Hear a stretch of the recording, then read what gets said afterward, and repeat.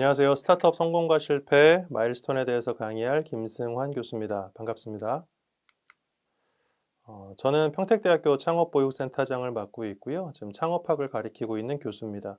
기업들 경력도 많이 가지고 있고 스타트업 전문가 활동도 오래 하고 있고요.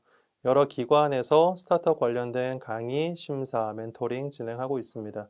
오늘 유익한 시간이 되시면 좋겠습니다. 창업은요, 딱 이렇게 가게 됩니다. 첫 번째, 여러분 머릿속에 당연히 아이디어가 떠오릅니다. 두 번째, 이것이 제품화돼서 개발돼서 소비자에게 전달이 되면 우리가 그것을 아이템, 우리나라에서는 시제품이라고도 하고 뭐 초기 양산품이라고도 합니다만 아이템이 개발이 되는 거고요. 이 아이템이 양산돼서 본격적으로 소비자들에게 판매되고 마케팅 홍보하게 되면 요거를 창업이라고 합니다. 요 프로세스가 계속 도는 거거든요. 세상이 빠르게 변하니까 우리가 성공한 아이템 하나가 계속적으로 시장에서 오랫동안 롱런하는 장수 제품이 되기는 좀 어려운 세상인 건 사실이거든요. 그렇기 때문에 창업 후에 여기서 사업을 성공했다. 그러면 성공한 사업가는 다시 해야 되는 게 또 다른 새로운 아이디어를 가져야 되거든요. 계속 이렇게 도는 겁니다. 이게 돌아야 되는데 실패한 사업자들, 제가 너무 앞서갔던 거죠라고 저한테 말씀하시는 분들은 이게 없으세요. 이게 없이 요 프로세스만 도시는 거예요. 내 생각, 그걸 가지고 내가 만들어보고 내가 양산해서 내가 팔아보고 내 언어로 내가 그냥 이걸 좋아할 거라고 생각하는 사람들에게 알아서 마케팅 홍보하는. 실제로 이 프로세스 안에 가장 중요한 건 오히려 이 세 가지거든요. 첫 번째, 기술 개발의 정도입니다. 내 기술 외에 경쟁 기업의 기술이나 유사 기술이 어디까지 왔는지도 봐야 되는 겁니다.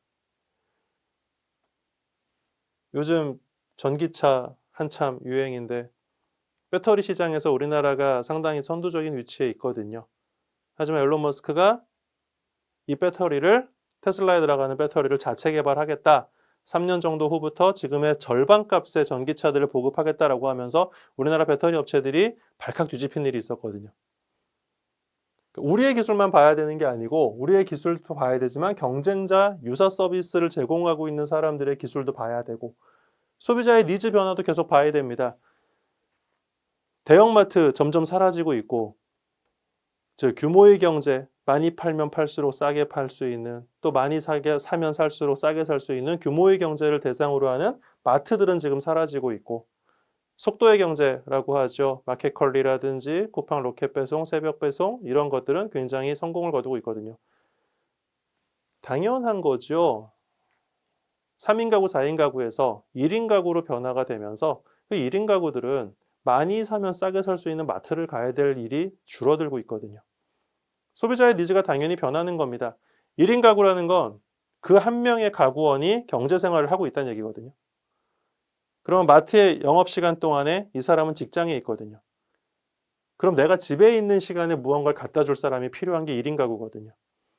그러니까 당연히 새벽 시간이나 이럴 때 배송을 해주는 것들이 1인 가구들에겐 당연히 매력적일 수밖에 없죠. 이런 니즈의 변화도 보셔야 되는 겁니다. 정부 정책의 변화도 보셔야 되는 겁니다. 매번 솔직히 말씀드리면 대통령이 바뀔 때마다 정부 정책은 많이 바뀝니다. 그 대통령과 여당의 성향에 따라서 정부 정책도 바뀌는데 이거를 무시하시면 곤란하지요. 어린 청년 창업자들일수록 많이 실수하는 것 중에 하나가 이 정부 정책을 굉장히 간과하는 경우가 있습니다. 또 스타트업의 규제들을 많이 요즘 폐지해주고 있긴 합니다만 아직까지도 이런 규제라든지 여러 가지 사회적 이익 관계자들의 모습 때문에 그 갈등 관계 때문에 우리가 사업이 성공적으로 진행 못하는 경우도 있고요. 이 전체를 다 보는 게 창업 프로세스입니다. 이걸 다 보셔야 됩니다. 어렵죠? 당연히 어렵습니다. 자, 창업 프로세스 살펴봤으니까요. 이제 스타트업 실패 요인과 성공 요인 한번 살펴보겠습니다. CB인사이트라는 데서 나온 자료인데요. 미국의 VC들에게, 투자자들에게 투자를 받았음에도 불구하고 사업에 실패한 기업들에 대해서 저희가 조사했던 결과입니다. 스타트업들은 투자를 받았음에도 불구하고 왜 실패하는가? 첫 번째, no market need. 시장에 니즈가 없었다는 거죠. 잘 만든 겁니다. 좋은 기술로 좋은 제품 만든 겁니다. 그런데 시장에서 소비자들이 사고 싶지 않았던 겁니다. 이용하고 싶지 않았던 겁니다. 완벽하게 멋진 인공지능 로봇 이성이 하나 만들어졌다 칩시다. 여러분 같으면 당장 그 친구 사서 결혼하시겠습니까? 유튜브로 볼 때 우와 하는 겁니다. 요즘 뭐 소피아 이런 친구들 되게 유행인데 보면 우리가 우와 하는 겁니다. 하는데 사고 싶진 않은 겁니다. 스타트업은 그 상황이 펼쳐지면 망하는 겁니다. 큰 투자를 받아가지고 좋은 제품 만든 겁니다. 만들면 뭐합니까? 소비자가 사고 싶어 하지 않는데. 두 번째, 돈 떨어져서 망하고요. 세 번째, 팀원들 구성 못해서 망하고요. 네 번째, 경쟁에 뒤처져서 망하고요. 다섯 번째, 가격과 원가의 문제, 즉 마진율의 문제인데요.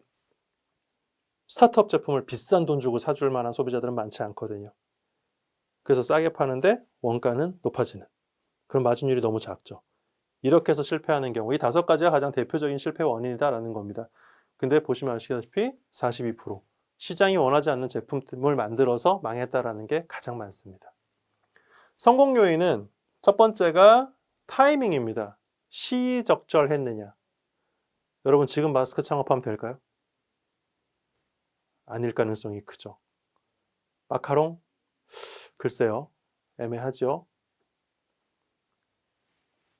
어떤 좋은 기술을 갖고 있는 제품이 있는데 단순히 그 하나의 요인만으로 성공할 가능성은 상당히 적고 그 좋은 제품이 적절한 타이밍에 시장에 던져졌을 때 성공할 가능성이 훨씬 높다라는 거죠. 저한테 좀 지도를 받던 업체 중에 하나가 친환경 빨대를 만들고 있었거든요. 근데 회사의 주력 제품도 아니었고요. 그냥 직원들이랑 같이 그냥 만들어 본 거고 뭐 이걸 트위터에도 좀 올려놓고 SNS에 여기저기 올려놨어요. 저 옛날 사람 아니고 이 강의 옛날 거 아닙니다. 갑자기 트위터라고 하니까 사람들이 이제 놀라실 수도 있는데 실제로 그분들은 그냥 트위터에 올려놓으셨어요. 그러다가 어느 날 갑자기 신문 기사에 뉴스에 거북이 코에 플라스틱 빨대가 꽂혀서 죽어있는 사진이 나오고 전 세계적으로 그 사진이 이슈가 됩니다. 그러면서 사람들이 뭐 빨대, 친환경, 환경오염 검색할 때 이 회사에서 직원들이 그냥 만들어 보고 있던 친환경 빨대가 노출이 됐고 지금은 현재 우리나라 친환경 빨대 중에 매출 1위를 기록하고 있거든요. 그러니까 그런 것들이 타이밍이거든요. 어찌 보면 좀 운이라고 해도 맞을 수 있는 부분이기도 합니다. 여러분 사업하시면 운이 좋아야 되는 건 사실입니다만 그 운도 본인이 만들어야죠. 그러니까 뭐 코로나, 포스트 코로나 뭐 이런 강의도 뒤에 준비가 되어 있는 걸로 알고 있습니다만 포스트 코로나를 준비하는 우리의 자세는 굉장히 중요합니다. 하지만 그게 코로나가 언제 끝날지 명확하게 타이밍을 잡는 게 굉장히 어렵죠. 올 겨울일지, 내년 봄일지, 내년 겨울일지, 아니면 평생 우리와 감기처럼 같이 갈 건지. 저희 타이밍에 대한 얘기 잘 보셔야 되고요. 그 다음이 팀원과 실행력. 이 얘기는 계속 나오네요. 그죠? 양쪽에 겹쳐서 적절한 팀원들이 있어야 되고 그들의 실행력이 뛰어나야 되고 그 다음 평균을 뛰어넘는 좀 독창적이고 독특한 뛰어난 아이디어를 갖고 있어야 된다. 아웃라이어라는 게 평균을 좀 많이 벗어난 걸 얘기하는 거거든요. 평균을 벗어난 아이디어가 있어야 된다. 그 다음 비즈니스 모델이 탄탄해야 된다. 자금력이 확실해야 된다. 쉽게 1위만 보시죠. 이 두 개를 만약에 섞는다라고 하면 이렇게 정리하실 수 있을 것 같습니다. 고객이 원하는 시기에 고객이 원하는 제품을 출시해라. 강의 초반부에 했던 얘기 다시 한번 리마인드 해보실래요? 아, 교수님, 제가 너무 앞서갔었나 봅니다. 사고 싶지 않은 제품들을 만든다든지 사고 싶지 않은, 필요하지 않은 때에 만든다든지 이거는 분명히 우리에게 시사하는 바가 상당히 크다라고 생각할 수 있습니다. 양쪽에 보면 테크놀로지, 기술이라는 게 좀 빠져 있죠. 스타트업은 기술 기반의 테크 기업들을 이야기하는데 그래도 그렇고 기술이 빠져 있는 이유는 기술이 중요하지 않다는 게 아니고요. 기술은 기본으로 깔고 갈 때 그래도 기술은 남들보다 뭐 동등하다든지 아니면 더 뛰어나다라는 가정을 할 때 저희들이 생각을 하는 거고 그 외에 기술이 외에 나머지들이 받쳐줘야 된다라는 거죠. 여러분 창업할 때 꼭 고민하셔야 될 게요. 이거 진짜 기본인데요. 이거 안 지키는 분 너무 많거든요. 음식은 맛있어야 되고요. 옷은 예뻐야 됩니다. 갑자기 옷에다가 이상한 기능 뭐 붙이고 센서 붙이고 태양열에다가 무슨 광고판까지 붙여가지고 옷이지만 이렇게 4차 산업 기반에 뭘 하고 우리는 비즈니스 모델까지 다 확보를 하고 있어 이렇게 하시면 누가 그 옷 입습니까? 그냥 음식 맛있으면 장사 잘 되고요. 어지간하면 옷은 예쁘면 잘 팔립니다. 그건 기본입니다. 그거 외에 나머지들이 붙어야 된다라는 거죠. 그래서 이 얘기를 오늘 좀 중요하게 한번 말씀드려 보려고 합니다. 스타트업 성공과 실패에서 타이밍이 중요하다고 말씀드렸잖아요. 이 타이밍에 대한 네 가지 시나리오가 있거든요. The four scenarios of startup timing이라는 네 가지인데 요거 한번 좀 유심히 봐주시겠습니까? 여러분들이 지금 창업을 고민하셔야 되는 예비 창업자나 아주 얼리 스테이지의 초기 창업자라면 요거 한번 봐주시기 바랍니다. 첫 번째 시나리오입니다. 굉장히 작은 시장인데 그리고 성장도 하지 않는 시장인데 내가 그 시장에 들어가 있는 겁니다. 내가 사업을 하고 있는 영역이 작은 시장인데 그게 성장도 안 해요. 제가 아는 분 중에 고슴도치 사료를 만드는 분이 있으십니다. 시장 점유율 1위입니다. 그리고 동호 애들 카페에서 이분 회사, 이분 사료가 가장 유명합니다. 근데 이분이 저한테 참 전화를 자주 하십니다. 교수님 힘들다고. 여러분, 이분이 힘든 게 뭔지 아십니까? 참 웃긴 말이, 이게 우픈 말입니다. 되게 우픈 말인데, 교수님, 고슴도치는 왜 이렇게 적게 먹죠? 라는 말을 되게 많이 합니다. 시장 점유율 1위인데 판매량이 너무 적어요. 그러면 고슴도치를 키우는 사람들의 숫자가 압도적으로 늘어나면 되거든요. 근데 갑자기 저희가 고슴도치를 키워야 될 이유가 없지 않나요? 고슴도치 키운다는 생각 여러분 많이 해보셨습니까? 별로 해본 사람 많지 않으실 겁니다. 그러니까 이 시장 자체가 시장 점유율 1위긴 한데 별로 안 커요. 그러니까 저런 부분은 스타트업 할 때 여러분이 고민하셔야 되는 게 근데 여기서 이제 저는 창업 전문가로서 활동하면서 빠지는 딜레마 중에 하나가 뭐냐면 창업하신다는 분들이 대부분 돈이 목적인 분이 되게 많거든요. 돈을 많이 벌겠다. 그런데 요즘 메이커라든지 뭐 작은 공방들, 체험 이런 게 늘어나면서 이런 사업을 하시는 분들이 꽤 많이 늘어났어요. 작은 공간을 얻어서 거기서 몇몇 분이 모여가지고 예쁜 거 만들면서 너무너무 즐겁게 사시는 분들이. 그럼 그분들이 저희 같은 전문가 만나고 아니면 투자자를 만나면은 이런 사람들 항상 얘기하죠. 비즈니스 모델이 약하다. 이거는 시장 마켓 사이즈가 작다. 공격적인 홍보 마케팅 어려울 거다. 추가적으로 고객을 유입하기가 쉽지 않을 거다. 이런 얘기 하는데 그분들의 대답이 걸작이죠. 재밌고 행복하대요. 저는 그러면 된 것 같아요. 그러니까 돈을 목표로 하신다면 1번 시장은 지양하셔야 돼요. 하지만 이 시장에 들어가도 될 만큼 여러분의 창업의 목적이 다른 어떤 목적이 있으시다면 이 시장 들어가셔도 돼요. 하지만 알고 가셔야 된다는 거죠. 두 번째 시장 같은 경우는 진짜 하시면 안 되는 시장이세요. 두 번째 시장은 굉장히 위험한 시장인데 과거에 폭발적으로 이미 성장을 한 이미 충분히 커져 있는 라지 마켓, 큰 시장을 얘기하는 겁니다. 완전히 커져 있는 시장에 이제 들어가는 겁니다. 지금 아마 제가 볼 때 마스크 시장이 이럴 것 같습니다. 이미 충분히 커져 있고 전 세계적으로 공급이 더 많은 상황이거든요. 수요보다. 이제는 여러분 막 약국이 됐건 마트가 됐건 마스크가 남아 돌 거고 지난주에 저희 아파트 앞에는 트럭이 와서 팔더라고요. 한 장에 100원씩. 트럭이 와가지고 이 정도로 공급이 많거든요. 이런 시장에 들어가시면 안 되는데 이게 아까 말씀드렸던 교수님 제가 너무 앞서갔습니다. 이거는 교수님 제가 너무 늦게 들어갔습니다. 이거거든요. 이 시장의 문제는 뭐냐면 이미 시장이 충분히 커지는 동안에 소비자들 머릿속에 압도적으로 박혀있는 1위나 2위 업체가 생겨버린 시장을 이야기하는 겁니다. 그럼 사람들 머릿속에 나이키, 아디다스 딱 있을 때 3위 업체가 뚫고 들어가는 게 쉽지가 않거든요. 물론 뭐 뉴발란스, 언더아머 이런 데들이면 들어갈 만한 여지가 있죠. 그런데 우린 작은 스타트업이잖아요. 자, 어찌 보면 1인 기업이 제일 많고요. 이 시장을 뚫고 들어가는 건 굉장히 어렵습니다. 다음 세 번째 시장입니다. 스몰 마켓에 너무 일찍 들어간 아까 제가 처음에 말씀드렸던 그 시장입니다. 교수님 제가 너무 앞서갔습니다 하는 딱 그 시장입니다. 분명히 이 시장이 커질 거는 맞습니다. 커질 건 맞는데 언제 어느 시점에 확 커질지를 알 수가 없는 겁니다. 이 시장이 조금 논란이 되는 시장이고 투자자들이나 이쪽에서 논란이 되는 시장인데 버티기만 하면 크게 열매를 거둘 수 있는 시장입니다. 버티기만 하면. 그러니까 이 기업은 요 점에서 이 시장이 폭발적으로 성장하는 요 점까지 버틸 수 있는 자금력과 인내력을 갖고 있는 분이 하시는 게 좋습니다. 돈이 없는 상태에서 저 창업을 하게 되면 내가 너무 앞서갔습니다 라는 말을 하게 되고, 아이디어는 내가 내놨고 세상에 이런 화두는 내가 던졌는데 그 경제적인 열매는 다른 업체가 다 가져가는 걸 보면서 씁쓸하게 소주 한잔 할 수밖에 없는 상황이 펼쳐지는 게 3번 상황입니다. 저는 아예 직설적으로 금수저나 은수저가 하면 참 좋은 창업이다라고까지 말할 정도입니다. 예, 그러니까 열매는 크지만 그 과정까지가 참 어려운 시장으로 보시면 좋을 것 같습니다.